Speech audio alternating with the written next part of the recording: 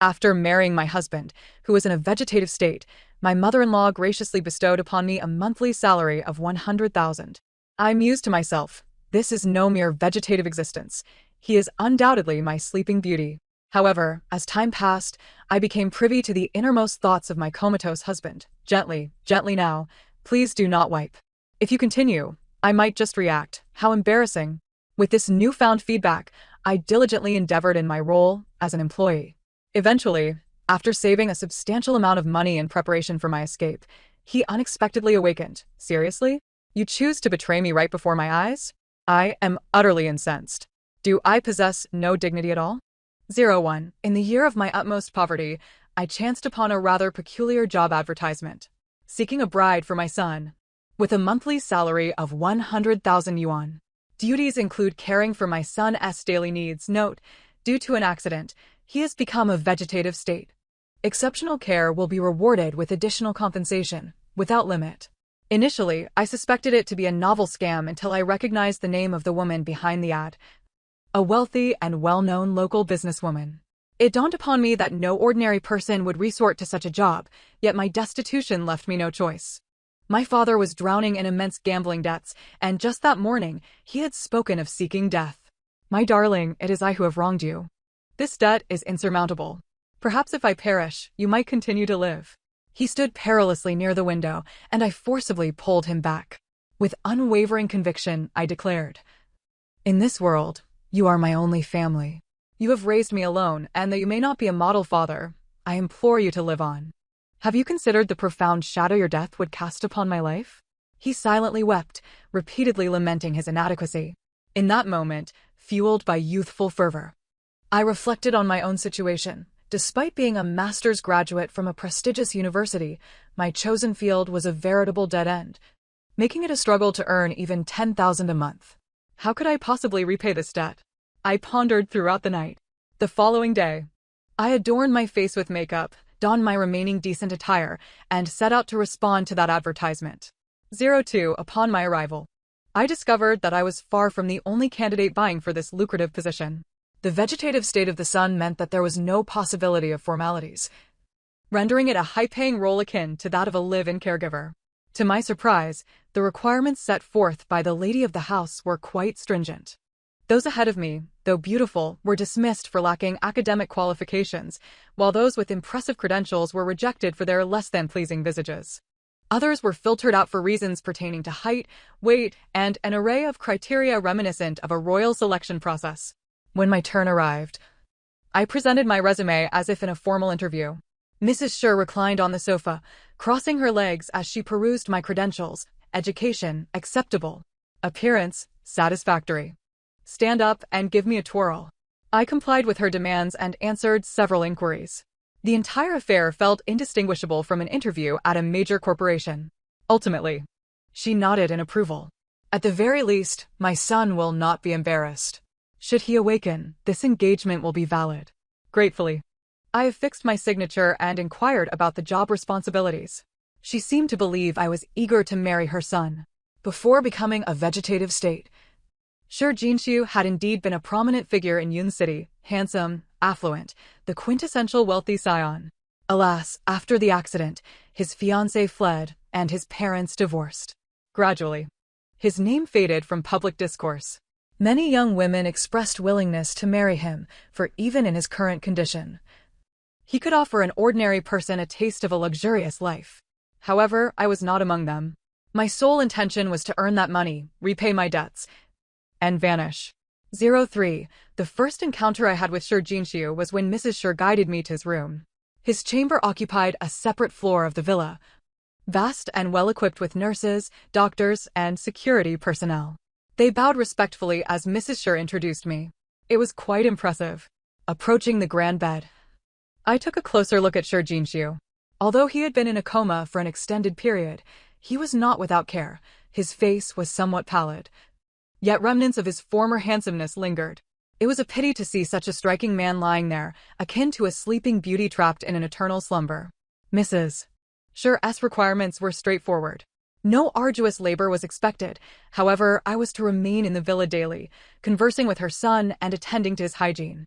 The doctor had mentioned that if he exhibited a strong will, there remained a possibility for him to awaken. Each month, my salary would be deposited into my account punctually. Rest assured, if you wish to step out, I shall not impede you. However, you must return each day. Should you be unable to do so, I expect notification. For I have no desire for any runaway incidents. Her conditions were reasonable, and I settled into the villa, officially becoming Sir Jinxiu's nominal wife. The days spent caring for him were remarkably easy. My workload comprised merely 2 to 3 hours daily, allowing me ample time to idle by his bedside, scrolling through my phone, reading novels, and sharing the latest gossip with him. Can you believe it? They were together for 20 years before she discovered his infidelity. Let me tell you, no man is trustworthy. Strangely, I felt as though his eyelashes fluttered. Yet, upon looking again, there was no response. I, by nature, was not inclined to venture outdoors, spending the majority of my time nestled within the villa. The servants were considerate enough to provide me with a large recliner beside his bed. A few days later, my best friend called. "What on earth are you doing? I've called you several times and you haven't emerged." I replied, "I'm playing the part of a rich young mistress." My friend scoffed, ridiculing my belief in the advertisement. "Isn't this a new kind of scam? If you believe this, when you're old I'll sell you health products." I turned my phone to show her the lavish villa, merely a corner of which elicited an exclamation of astonishment from her. She quickly shifted her tone. "You must strive. I believe in you. Once you're done, remember to prioritize selling me your second-hand bags." 04. Mrs. Sher imposed no extraordinary demands upon me, expecting only that I remain well-behaved. Nightclubs and such establishments were off-limits. She held traditional views, considering me half her daughter-in-law. Occasionally, she would take me shopping, declaring that as a member of their family, I ought not to appear unrefined, adorning me like a true wealthy heiress. Mrs. Sher treated me exceptionally well. The butler and servants were equally kind, even remembering my dining preferences and delighting me with various desserts daily. It felt as though they feared my departure. As they put it, "The young master has grown up under our watch. Now with the young mistress, he will surely be delighted." Young mistress, you must not give up. One day, the young master will awaken. I even gained a couple of pounds during my stay, appearing less like an employee and more like someone indulging in luxury. I was content with this lifestyle, diligently caring for Sir Jinxiu. Aside from daily body care, I applied moisturizer as though tending to my own skin. Initially, I would blush while touching him, but with time, my shyness dissipated, and I performed the tasks with ease. However, one morning, as I was focused on applying moisturizer, I heard a man's voice. "Gentle. Stop that." I thought I might be imagining things, pausing my hand just before it reached his lower abdomen. Finally. You've stopped." I was about to explode. This time, I distinctly heard a male voice, rather melodious. Yet, the servants and butlers had all left to attend to their duties, leaving the expansive second floor occupied solely by Sir Jinxiu and me. I glanced at Sir Jinxiu, who lay in bed. Then I continued to caress his abdominal muscles, at which point I heard an incredibly clear and sharp explosion of sound. "Stop it. I'm really going to explode. I'm so embarrassed." At that moment, I finally confirmed that I could hear Shijinchi's innermost thoughts. 05. Shijinchi was surprisingly easy to serve. Upon hearing his thoughts, my tasks became increasingly effortless. Sometimes I would even receive his commendations. That feels so good," he would say. "But I don't particularly like the scent. It's a bit pungent. A milder fragrance would be preferable." I would thoughtfully procure a more suitable aroma, thereby earning Shijinchi's praise once again. Occasionally, I would take him out to enjoy the scenery, breathe in the fresh air, and immerse ourselves in the external environment. With the increase in sounds he encountered daily, his desire to share also surged. Sister Wu has always been fond of the butler. She works here and rarely sees him. It's quite challenging. I subtly conveyed to Mrs. Sher the idea of assigning Sister Wu to a different position. On the day Sister Wu began working before the butler, her eyes sparkled with excitement. "Thank you, young madam. You are truly kind-hearted." Sometimes, Shijinchi would even express his doubts. How can this woman be so considerate? I would merely smile modestly, concealing my own accomplishments. After all, the ability to hear thoughts is a marvel beyond imagination. Occasionally, I would engage in minor acts of mischief to reassure him. One night, when the family doctor came to examine Shijinshi, he suddenly remarked, "This doesn't look good." His heart rate has significantly increased. Such a high heart rate is quite rare. Mrs. Sher, the butler, and the servants hurriedly gathered around Shijinshi's bedside. Mrs. Sher was on the brink of tears. "Shouldn't we rush him to the hospital? What on earth is happening?" I felt anxious as I leaned closer to Shijinshi. Why couldn't I hear anything? How was he faring? During our time together, I had come to regard him as a friend. If he were to leave this world while asleep, it would be a tragedy. Yet, as I drew near, I could intermittently hear his voice. It seemed he had fallen into some distressing memories. "No, don't hit me. The car is coming," he murmured. Was this a nightmare? Was he reliving the traumatic incident of the car accident? I grasped his hand and whispered repeatedly in his ear, "Shijinshi, wake up. It's all in the past. You're at home now." Gradually, his heart rate began to stabilize, and the doctor exhaled in relief. It seems he was merely having a nightmare. It was a false alarm. But his elevated heart rate poses a significant burden on his body. Thankfully, it was indeed the young madam who had the solution. Mrs. Sher expressed her deep gratitude. Wiping her tears and still shaken, "This must be a divine connection. Xiaoman, truly, we owe it all to you." 06. Now. I felt more secure in my position within the Sher household, with everyone sincerely addressing me as young madam. Furthermore, Mrs. Sher gifted me a jade bracelet she often wore. I frequently pondered, if Shijinshi never awakens, perhaps I could continue this line of work indefinitely. However, fate had other plans. One day, an unexpected guest arrived at the desolate villa. When Mrs. Sher called me downstairs, I noticed her face had turned various shades of green, clearly distressed, her hands trembling. I grasped her hand tightly, still unaware of what was amiss. Downstairs on the sofa sat a wealthy young lady dressed in exquisite attire, accompanied by her mother, seemingly visiting Mrs. Sher, though their demeanor was far from cordial. The butler discreetly whispered to me that this was Shijinshi's former fiancé, Ruan Yu, who had come with her mother, Madame Ruan, to deliver an invitation for Ruan Yu's upcoming wedding. Initially, the Ruan family had sought to ally with the Sher family, which had been a step up for them, with Madame Ruan often subservient before Mrs. Sher. However, after Shijinshi's accident, they quickly severed ties. Now that Ruan Yu had found a more advantageous match, Madame Ruan sought to flaunt her newfound status. Madame Ruan wore a smile plastered across her face. "Our daughter Ruan Yu has indeed found fortune. She is now engaged to the Bai family. The young master just returned from abroad and is quite taken with her." Mrs. Sher showed no inclination to engage, her expression darkening. Madame Ruan feigned surprise and asked, "And who might this be?" I had already seated myself beside Mrs. Sher, holding her hand. Attempting to maintain composure, Mrs. Sher replied, "This is my daughter-in-law." Madame Ruan scoffed. "I've never seen her in Yunqing. She must be some sort of imposter. Who would marry Shijinshi, given his condition?" "Mrs. Sher, do not blame us for being unsympathetic. Everyone has their own destiny." I could not tolerate it any longer. "If you hold such disdain for the Sher family, why come to visit at all, aunt? Aren't you afraid of bringing misfortune upon yourself?" "Butler, I believe Madame Ruan has other matters to attend to. We shan't prolong this visit. The tea has gone cold. It's time to depart. The Sher family does not entertain guests for meals." "What nonsense are you spouting, young lady? I came here to give your family face." I gestured subtly, and the butler promptly understood. "Madame Ruan, Miss Ruan, the exit is this way." Madame Ruan continued to prattle on, "Oh dear. Don't blame me for speaking unpalatably. The truth is simply as I say. Now that Ruan Yu has found someone better, your Sher family is in quite a predicament." Ruan Yu called out, "Mom," tugging at Madame Ruan's sleeve, successfully leading her away. 07. After their departure, Mrs. Sher remained in a state of distress. I poured her a cup of warm water and fetched some sweets from the butler, draping a blanket over her, which brought her a measure of comfort.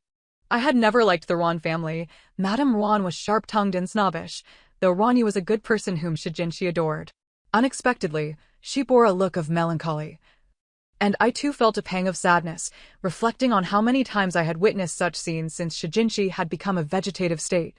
As an exemplary employee, I still possessed a sense of empathy. I took Mrs. Sher's hand. "Rest assured, he will surely awaken. Once he does, everything will fall into place." At that moment, I could envision a future where I could take my leave with a tidy sum, and the Sher family could regain its former glory. It would be beneficial for both parties. Mrs. Sher, in turn, gratefully clasped my hand. Indeed, that evening I sat by Shijinshi's bedside, recounting the events of the day. After finishing, I mused, "You certainly have good taste. Miss Wan is quite beautiful, possessing an intellectual charm. I've seen many celebrities on television who pale in comparison. This is what a well-bred heiress looks like." Today, Shijinshi's thoughts were particularly animated, even somewhat agitated. "Not attractive at all," he retorted. I was left baffled. If she was so unattractive, why had he ever dated her? Tentatively, I ventured, "No wonder so many men were drawn to her. If I were a man, I would be inclined to marry her myself." Shijinshi scoffed, completely disagreeing. I continued, "What a pity, I won't have the chance now. She is about to marry the young master of the Bai family. He truly has discerning taste." Shijinshi's voice was both cold and haughty. "He has no such discernment. Wan Yu might very well be carrying the heir of Prince Wu Yang and is merely keeping a backup. Truly, it's astonishing. Such a scheming woman. And she managed to deceive you. How foolish you were." My eyes widened in disbelief as I rubbed my ears, questioning the veracity of what I had just heard. I paid no heed to Shi Jinshi's scornful remarks about my naivety. Was that not Wu Yang, the scion of the illustrious Yun City aristocracy? Yet, I had heard whispers that he was already wed. Was this not a case of infidelity? A clandestine affair entangled within a love triangle among the elite? Were such secrets meant for my ears? On the day of Wan Yu's wedding to the young master of the Bai family, Mrs. Sher had brought me along as her companion. Recently, I had engaged her in tending to the flora of the villa, believing that physical activity would distract me from my anxieties. Mrs. Sher's demeanor had considerably improved. However, since that fateful evening when I overheard Shi Jinshi's innermost thoughts, I found it increasingly difficult to mask my emotions upon encountering Wan Yu. At the wedding, I was determined not to let anyone perceive my turmoil. I felt my face stiffening with restraint. Even when Mrs. Wan derided me, I stood there like a wooden figure, utterly forgetting to retort. Wan Yu was the center of attention, adorned in a wedding gown encrusted with diamonds, resembling a bride who had stepped out of a painting. Mrs. Sher remarked that regardless of the Wan family's circumstances, she held a fondness for Wan Yu. At a loss for words, I remained silent, prompting Mrs. Sher to assume I harbored some resentment, thus she chose not to pursue the topic further. Wan Yu, entwined with the Bai family's young master, radiated sweetness as they shared kisses. To my eyes, she exhibited no signs of being emotionally attached to another man. If Shi Jinshi's assertions were true, then her pretense was remarkably convincing. As I scanned the gathering, I noticed Wu Yang's presence, which only added to my bewilderment, and I struggled to conceal my abstract expressions. Throughout the vows, Wan Yu exhibited no signs of discord. Even as they greeted numerous guests, she appeared completely composed. The young master of the Bai family was busy flattering Wu Yang, Mr. Wu. It would be splendid if the Bai family could partake in the development of that land in the South City. Wu Yang responded with an ambiguous smile, "As I haven't brought a gift today, consider that piece of land as a wedding present." The young master beamed in response, "How very gracious of you. You must visit our Bai family sometime." I was astounded. Truly, within the upper echelons of society, everyone seemed to be an Oscar-winning performer. I found myself wanting to applaud them all, including Wan Yu. My keen senses detected her hasty departure toward the restroom, and unable to quell my curiosity, I stealthily followed her. Through the restroom door, I heard the unmistakable sound of vomiting. Shi Jinshi's words rang true. She was indeed pregnant. The constraining wedding gown and the exhausting ceremony had not deterred her. This was an astonishing secret. I hurried back to Mrs. Sher's side before she emerged, my expression now more peculiar than before. Mrs. Sher, noticing my odd demeanor, assumed I was disturbed by the notion of a past romance between Shi Jinshu and Wan Yu and offered me words of comfort. At that time, Jinshu was young and naive. Rest assured, they have long since parted ways. I nodded obediently but inwardly protested, "That is not it. I am merely astounded by this scandal." Upon returning, I continued to ponder the implications of this revelation. Did the young master of the Bai family have any inkling of Wan Yu's predicament? Was he oblivious to the precariousness of his own situation? Before I could delve deeper into my thoughts, a resounding crash erupted from outside. Startled, I rushed out with the butler and Mrs. Sher to investigate. To our shock, a middle-aged man had crashed his luxury vehicle into the pillar at the villa's entrance. The butler informed us that this was Mr. Sher, the very father who had abandoned Shi Jinshu when he fell into a coma. Mr. Shi's presence was ominous. Behind him trailed a cadre of bodyguards. I recalled that this villa had initially been under my name, Mrs. Shi's expression darkened. It was agreed during the divorce that this villa would be transferred to my name. I have not remarried and continue to care for Jinshu daily. What do you want? What do I want? Naturally, to reclaim what is rightfully mine. My current wife has given me a child, and it seems this location possesses favorable feng shui. If you are wise, you will vacate the villa. Mrs. Shi trembled with indignation. But that is your son. He is still inside receiving treatment. Mr. Shi scoffed. A comatose vegetable hardly qualifies as my son.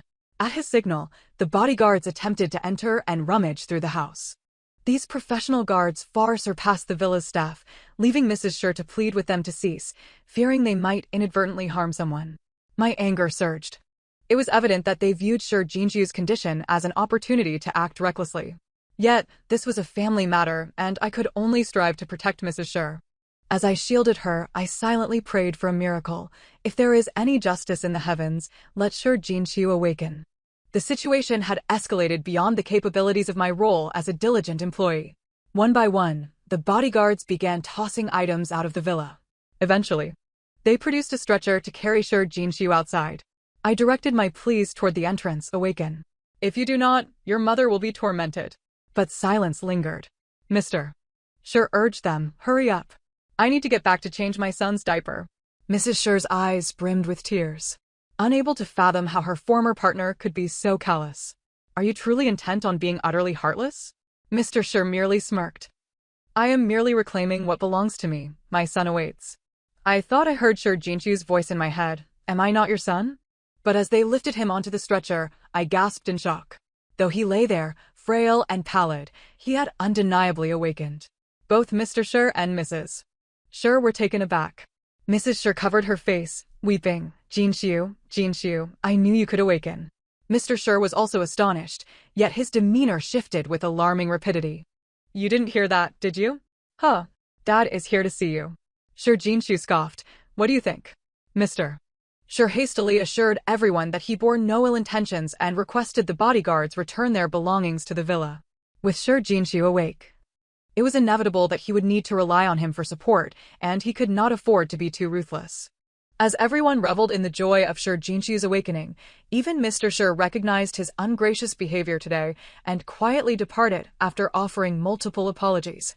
Were it not for our location in a residential area, the butler and Mrs. Shi might have wished to set off fireworks in celebration. Meanwhile, I stood by, watching them exchange pleasantries. Mrs. Shi envisioned providing Shi Jinshu with the most exquisite rehabilitation package, determined to ensure his muscles recovered swiftly. Shi Jinshu's gaze frequently darted toward my face, yet I was at a loss for words. It dawned on me that my time in this role was nearing its conclusion. Although I have been caring for Shi Jinshu, we have not cohabitated. I merely chose a room on the second floor, lacking the essence of a true marital bond. Now, as a senior caregiver, it is time for me to gracefully exit. The following day, when I bid farewell to Mrs. Shi, her reluctance was palpable. What I had promised initially still stands, yet I found myself hesitating. Perhaps he was not fully awakened then, but now that Shi Jinshu is conscious, he may harbor his own thoughts. Xiaoman, you are Jinshu's lucky star. He has awakened, but is still in a state of confusion. Please continue to stay here for a while. I will grant you an additional $1 million when I settle your salary next month, just to keep me company. When to you?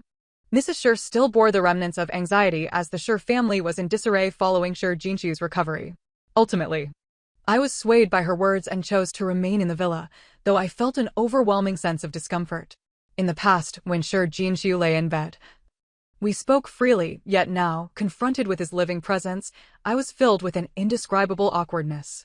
Upon seeing me, Shi Jinshu also appeared hesitant, perhaps still grappling with how to present himself to me. I could not articulate my feelings, suddenly transformed from one of the villa's owners to a mere observer, feeling an unsettling sense of disparity within. Thankfully, the villa was once again bustling due to Shi Jinshu's awakening. Mrs. Shi had to entertain various high society women daily, while Shi Jinshu engaged diligently in rehabilitation training and the management of the family's assets, leaving me with little to do but assist them, which inadvertently granted me some freedom. I wandered through the villa, reminiscing about the past in its quiet corners. Sure, Jinxiu was far more endearing when he was confined to bed. He would pout, exclaiming, "This is uncomfortable. They hurt me. Come here, come here." He would voice his displeasure while basking in the sun, lamenting, "I want to wake up as a dark-skinned person, will I? How tragic. I have yet to witness animal migrations and have already become a local." He would share juicy gossip about the elite, saying, "They're nothing but trouble. They're not ashamed." He had several children while studying abroad and still pretends to be innocent. Recalling these moments brought a chuckle, only to be followed by the stark realization that they were not mine to cherish. Sure, Jinxiu was inherently a person of great stature. Had another taken my role, they would likely have struggled to suppress their emotions, especially since our hearts had intertwined through his unspoken thoughts. Yet, no one seemed to notice my presence. The servants were busy, the housekeeper was preoccupied, Mrs. Sure had her hands full, and Sure Jinxiu was equally engaged. Mrs. Sure finally had a chance to hold her head high. When Sure Jinxiu encountered misfortune, her husband had divorced her, and she was no longer invited to high society gatherings, which left her despondent for a long time. Everything had changed now. The villa had grown indifferent to my activities, and without any substantial responsibilities. I felt it was time to depart. My father called me, requesting a meeting. His tone was urgent, as if he were facing a grave matter. With little to occupy my time at the villa, I grabbed a bag and left, finding a quiet restaurant to sit across from him. "Didn't I already repay you?" During my time working at the villa, I had not seen my father. His hair had grown peppered with gray, and he appeared frail, as though he could be swept away by the wind at any moment. "That's not what I wanted to discuss. I want you to leave the Sure family as soon as possible." "Why?" He spoke extensively, praising the Sure family, expressing his fears that I might fall for Sure Jinxiu, fearing I would become trapped and unable to bear the consequences. My heart was not inclined that way. Wan. Though I have been foolish all my life, I am a keen observer when it comes to your affairs. Such a remarkable man, now awakened, how could you possibly win his heart? You must heed your father's advice and leave before you become infatuated. I stared at him blankly. This was the first time my unreliable father had spoken with such urgency. You and he are worlds apart. Now that he has regained consciousness, he will seek a match suitable to his status. Where do you fit in? Even if you were to repay kindness with kindness, they have ways to deal with you. Wan, trust your father. Though I may be confused, I understand men well. For them, love is truly inconsequential. Moreover, can you be certain he feels love for you? You spend every day with him. Honestly ask yourself. Do you not feel even a flicker of affection? Wan, you must leave. That is not a place for you. I stirred my latte, feeling its bitterness more acutely than ever before. Though I yearned to flee, the lengthy companionship had led me to regard the Sure family as my own. Now, my father was laying the harsh realities bare before me. "Father, worry not. I will return, gather my belongings, and depart." He exhaled in relief. "I am sorry for you. Had it not been for my debts, you would never have ended up in such a place." Wan, I regret it every day. You have become accustomed to a life of luxury, surrounded by such exceptional men. How will you manage to live on afterward? My father, once a reckless youth who drove my mother away, now implored me earnestly as an older man, stirring a sense of melancholy within me. He continued, "I wish to visit the places your mother once knew. She endured not a single day of happiness after marrying me. You must take care of yourself in Yun City. Always heed your father's words and steer clear of the Sure family." Upon my return to the villa, my father's words echoed in my mind as I overheard the servants whispering about Sure Jinxiu potentially remarrying. Numerous young ladies from affluent families were extending their olive branches to the Sure family, and even invitations had come from families of higher stature than the Shures. Mrs. Sure no longer insisted on my staying, awkwardly stating, "Xiao Man, given the current situation." I noticed a plethora of resumes from elite young women on the coffee table, ranging from those with prestigious educational backgrounds to those who had made names for themselves in the entertainment industry, all beautiful and intelligent, each one a striking contrast to me. After all, Sure Jinxiu was not only wealthy but also handsome and capable. Now that he had awakened, he had become the center of attention. Mrs. Sure inquired if I was aware of the relationship between Ruan Yu and young Master Bai, mentioning that reporters had captured numerous photos of Ruan Yu with Crown Prince Wu Yang. The Bai family dared not utter a word. She did not wish for my future to mirror theirs. I cannot control myself. My son's well-being is paramount. If he were to mistreat you in the future, what would you do? I nodded in understanding. I can see your point. Otherwise, if young Master Sher were to face misfortune, we would forever remain in different worlds. Mrs. Sher sighed in relief. You are a good girl. Should anything arise in the future, you can always seek me out. I would be honored to consider you my goddaughter. I graciously declined her kind offer, recognizing that which does not belong to me should not be coveted. Mrs. Sher generously extended my salary by several months, along with a bonus, which amounted to a substantial sum enough for me to purchase my own home in Yun City. I would like to express my gratitude once more, candidly affirming my intention to vacate the premises at the earliest opportunity, and I shall refrain from discussing this chapter of my life in public, so as not to cause any inconvenience to the future heiresses. Soon, I had tidied my belongings and departed from the villa where I had resided for a year. As my father had warned, lingering here any longer might ensnare me in a life that was never truly mine. Now that my father's debts have been repaid and he has left Yun City alone, I find no reason to remain. Dragging my cumbersome suitcase, I slowly exited the villa enclave. Normally, I would have a driver at my disposal, and I had never realized this path would take so long to traverse.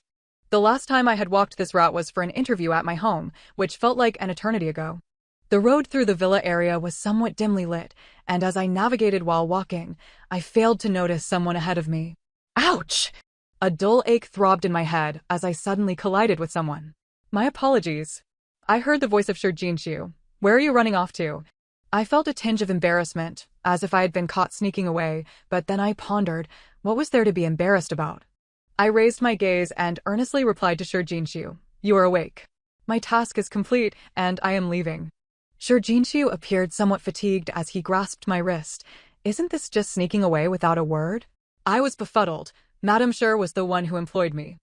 I have settled my accounts with her, so this hardly qualifies as a flight, does it? Yet, the ambiguous nature of the job left me feeling increasingly guilty. Sir Jinshu leaned closer. But we haven't registered our marriage. You clearly promised to be my wife. Surely, you aren't trying to deceive me into a marriage, are you? Come on, why are you picking on a man who has just recovered from being a vegetable? If you leave like this, it would be quite embarrassing for me. What was Sir Jinshu rambling about? A deep blush crept from my ears to my cheeks, and I felt as though my entire face was on fire. He seemed utterly unconcerned with my discomfort, drawing even closer and whispering near my ear. While I was asleep, it was you who kept me company, wasn't it? You could hear my thoughts back then, couldn't you? Speak? I felt as if I might explode. Goodness, was my affection that evident? Did he truly know that I could hear his innermost feelings? I felt like a fish boiling in hot water, my entire being flushed with embarrassment under the weight of his presence, struggling to breathe. Mr. Sher, I do not comprehend what you are saying. With all my strength, I pried his grasp from my wrist, then fled in a panic.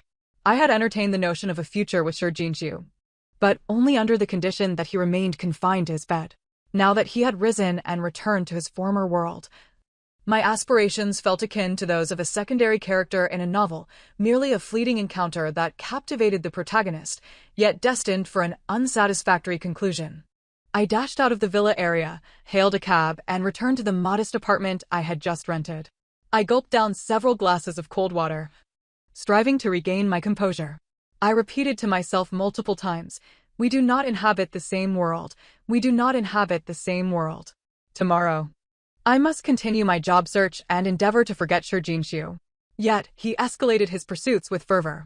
Perhaps during this month of his awakening, he had resolved matters concerning the Sher family, for he now pursued me with the enthusiasm of a youth in his prime. Each day, as I departed, I would find exquisite flowers left at my doorstep, along with occasional lavish invitations to fine dining establishments and various gifts.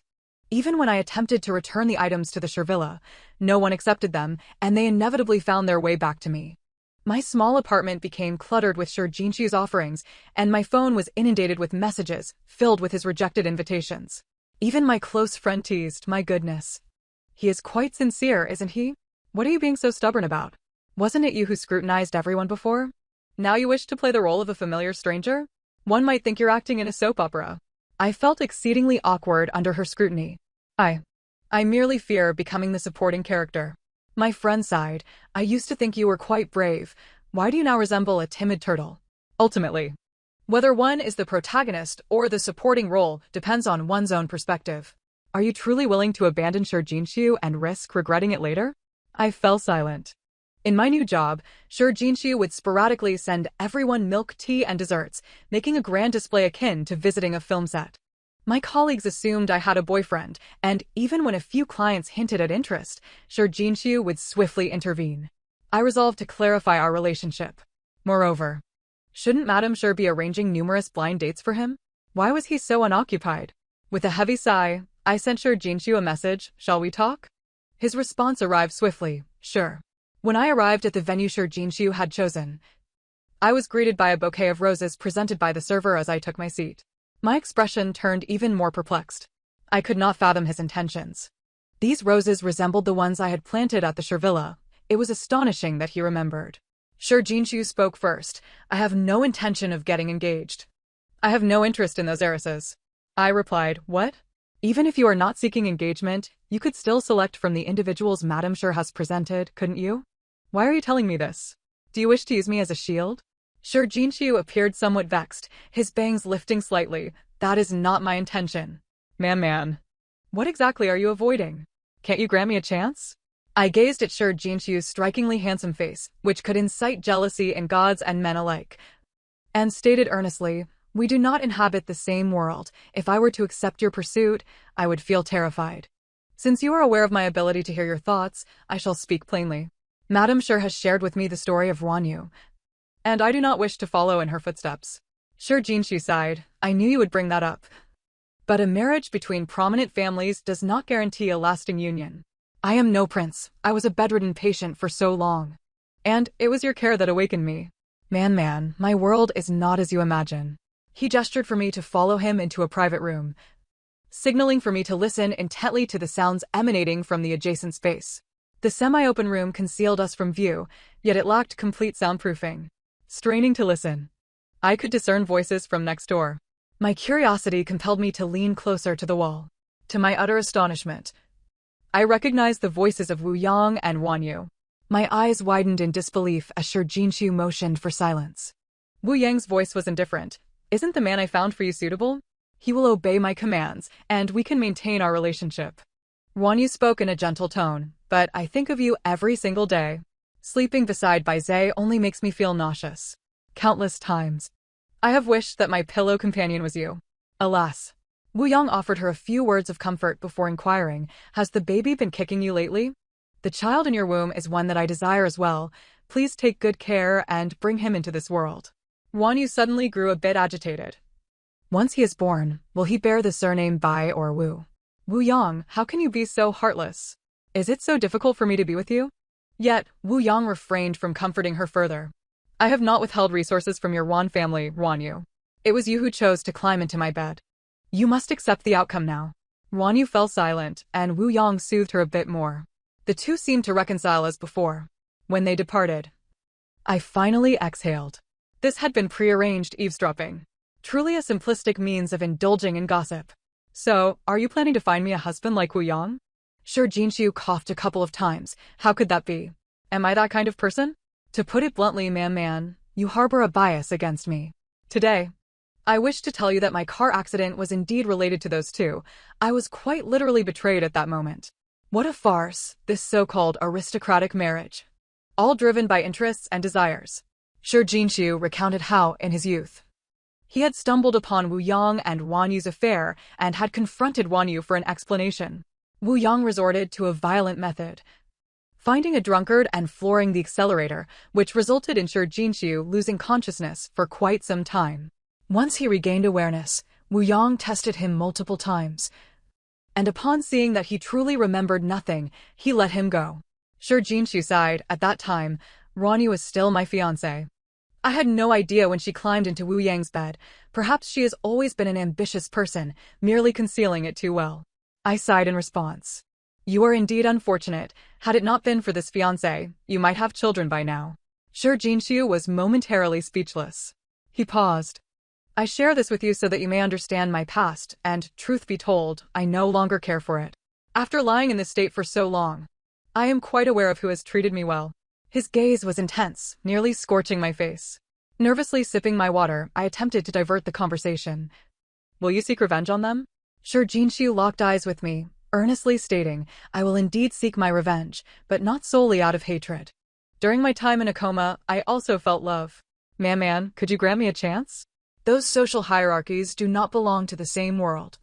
I have never cared for them. I have already brushed against death. It is only in such moments that one realizes much of this life is ephemeral. If you place great importance on these matters, I am willing to transfer half of my assets into your name. Then, may I pursue you? As Sure Jinshu escorted me home, my mind remained in a daze. It felt as though a pie had fallen from the sky, rendering me utterly befuddled. Indeed, beauty can lead one astray. I had resolutely intended to bid farewell to Sure Jinshu, yet now I found a flicker of uncertainty within me. Mrs. Sure also invited me to the villa for a chat. Gazing at the 7-figure sum in my account, I found it impossible to refuse.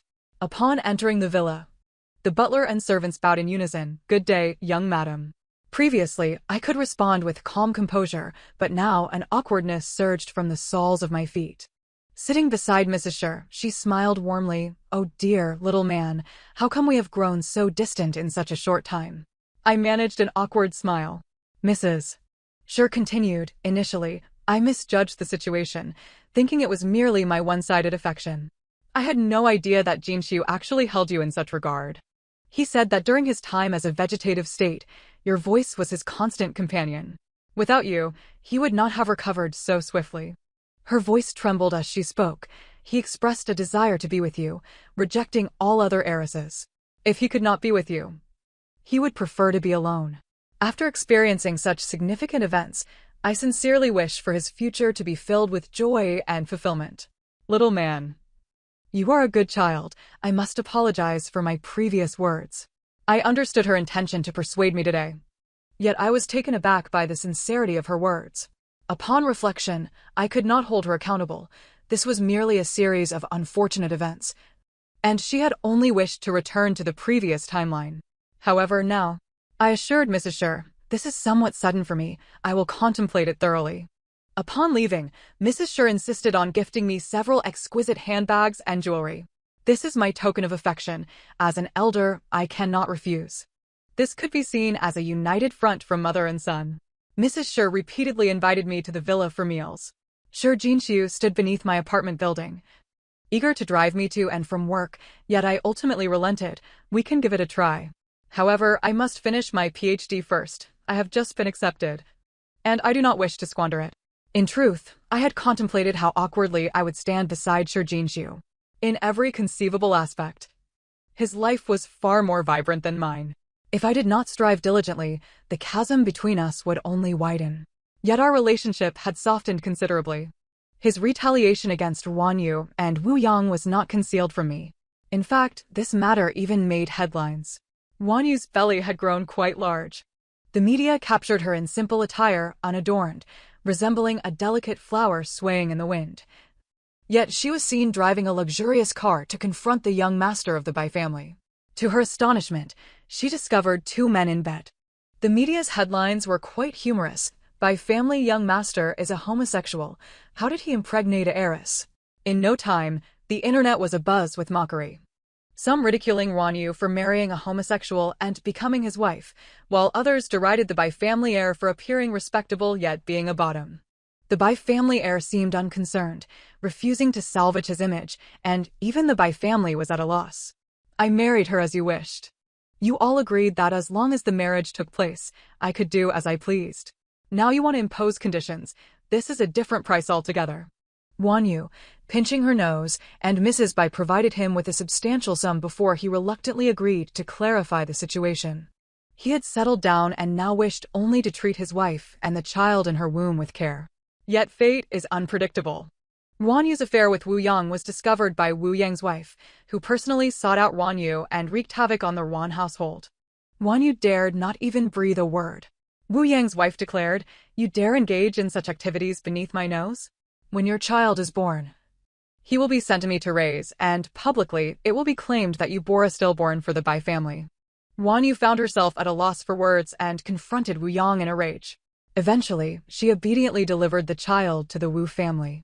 From that point onward, Wan Yu rarely ventured outside, growing increasingly weary of the Bai family heir's presence. Shi Jinxiu remarked that Wan Yu remained a proud individual. She certainly did not perceive herself as defeated, and there were still disputes to be had with the Wu family. One cannot help but wonder how long the Wu family's influence will be able to manipulate the media. Once their antics become unbearable, he intends to bring the prior incidents involving Wu Yang and Wan Yu to the forefront. Shi Jinxiu, who had previously contemplated delivering a decisive blow to them, now finds solace in their mutual destruction. As long as he remains unscathed, he possesses ample time to indulge in this grand spectacle alongside me. Shi Jinxiu, this should suffice for their little dogfight, my dear. When shall we embark on our honeymoon? Let us discuss that later. We haven't even spoken of marriage yet. My mentor holds high expectations for me, asserting that I am destined to achieve great results. In Shi Jinxiu's room, on his bed, lay peculiar rosy-hued items, sprinkled with the rose petals I had planted years ago at the villa. What is this? Just strips of cloth? Suddenly, realization dawned upon me, and my face flushed with embarrassment. How shameless! How utterly disgraceful! Who could have possibly done this? Before I could unleash my indignation in front of Shi Jinxiu, he swept me into his arms. We can converse on the bed. You've seen me in my entirety. Now, let me see what troubles you. Don't you wish to experiment? As my fingers brushed against his sculpted abs, my cheeks grew even warmer. No, I must not waver in my resolve. I have yet to graduate. What if you become the first to strike once you reach the shore? I fear the consequences. Shall we first obtain our marriage certificate? The narrative concludes here. Thank you for listening, and until we meet again in the next tale.